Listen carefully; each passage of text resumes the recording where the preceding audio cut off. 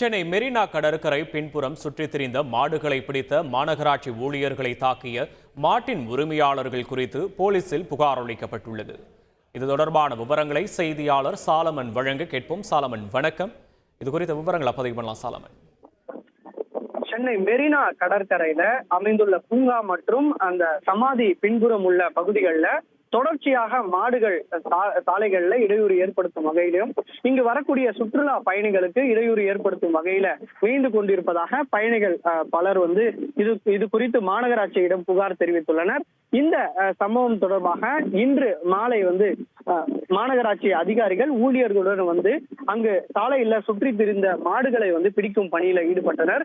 அப்போது 2 மாடுகளை பிடித்து மாநகராட்சி ஊழியர்கள் வண்டியில ஏற்றிய போது அங்கே வந்த மாட்டின் உரிமையாளர்கள் தொடர்ச்சியாக மாநகராட்சி அதிகாரிகளுடன் வாக்குவாதத்தில் ஈடுபட்டனர். பின்னர் இந்த 2 மாடுகளை ஏற்றிய வண்டியிலிருந்து அந்த 2 மாடுகளை இறக்கிய போது மாநகராட்சி ஊழியர்கள் சிலர் மாட்டின் உரிமையாளர்களிடம் வாக்குவாதத்தில் ஈடுபட்ட போது அப்போது வேணு என்ற மாநகராட்சி ஊழியரை மட்டும் ஒரு மாநகராட்சி மாட்டின் உரிமையாளர் தாக்கியதாக கூறப்படுகிறது.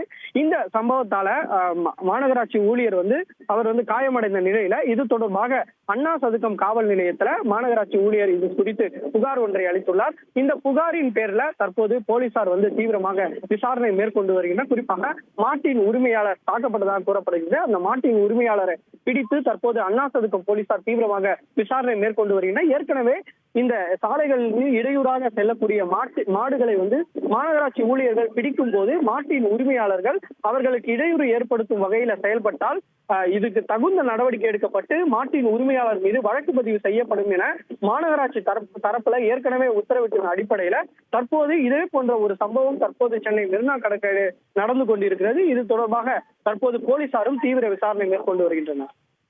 விவரங்களுக்கு நன்றி சாலமன். செய்திகளை உடனுக்குடன் தெரிந்து கொள்ள உடனே சப்ஸ்கிரைப் பண்ணுங்க.